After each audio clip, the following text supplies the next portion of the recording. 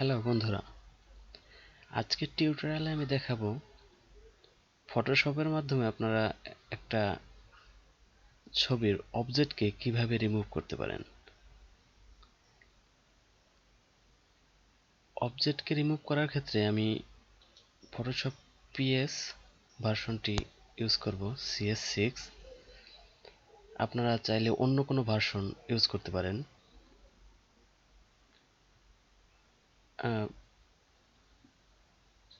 আমি এই ছবিতে চাচ্ছি যে আমার এই অংশটুকু রিমুভ করব, কিন্তু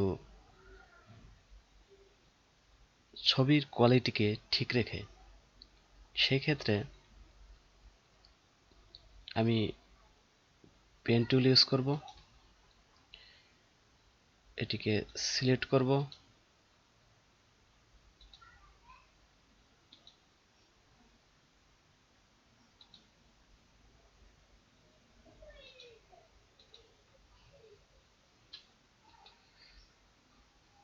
মার্ক সিলেকশন করব,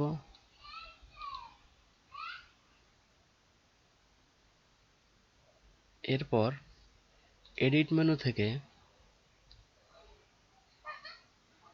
ফিল অপশনটি নেব। এখানে কোনো পরিবর্তন না করে ওকে প্রেস করব।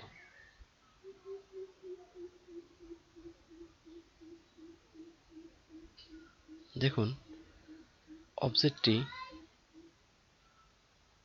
কত সুন্দরভাবে রিমুভ হয়ে গেছে।